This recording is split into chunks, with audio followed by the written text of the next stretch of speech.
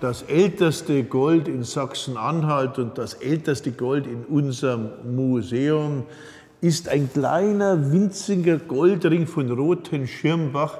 Er stammt aus einem Glockenbechergrab und wird so zwischen 2400 und 2300 vor Christus datiert. Und dieser winzige kleine Goldring ist wichtig, denn er ist der Beginn einer Entwicklung, die die gesamte mitteleuropäische Bronzezeit überspannt. Wir sehen die Entwicklung hier in diesen frühbronzezeitlichen goldenen Lockenringen, in den Lockenringen etwa von Osmünde. Hier handelt es sich um kleine goldene Ringlein, die hießen früher Noppenringe, jetzt nennt man sie häufiger Lockenringe. Und zwar deshalb, weil diese Ringlein, das wissen wir von der Lage im Grab, sehr wahrscheinlich jeweils 1 oder 2 Locken fassten. Und sie waren zwar klein und scheinbar unscheinbar, aber genau an diesem Ringlein konnte man den Adel sehen, an diesem Ringlein konnte man die Hierarchie erfassen.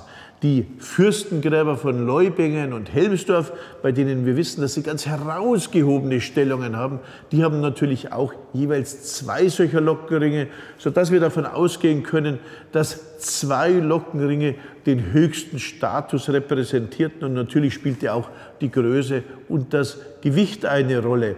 Mit Ende von Aunitz verschwindet diese Sitte nicht. Sie hat inzwischen im Norden, in der nordischen Bronzezeit Fuß gefasst.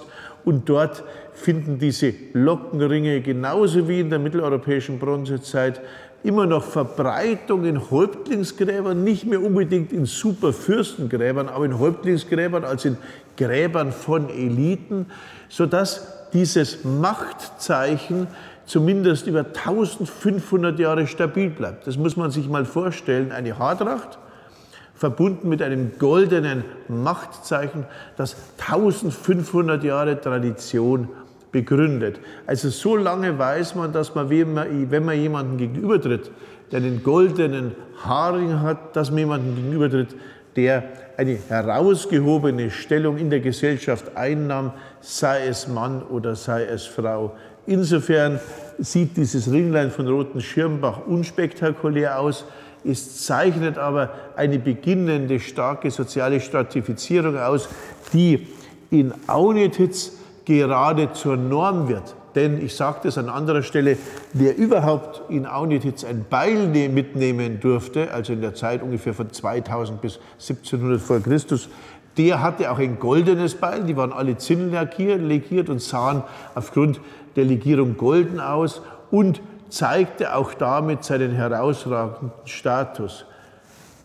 Die goldenen Lockenringe waren also frühe Statusanzeige, die weit über 1000 Jahre in ganz Mitteleuropa erkannt wurden und funktionierten. Und wenn wir uns das für Glockenbecher ansehen, dann sogar über Mitteleuropa hinaus, von Portugal bis nach England, bis nach Österreich, bis in den Balkan. Und wenn wir uns die detailliert anschauen in der Form, so sehen wir Verbindungen, dass wir in Österreich eine Form des Lockenringes haben, der einer Form in Portugal praktisch identisch entspricht, sodass wir in Bezug auf die Eliten auch von äußerst weiten Kommunikationswegen bereits in dieser Zeit ausgehen können.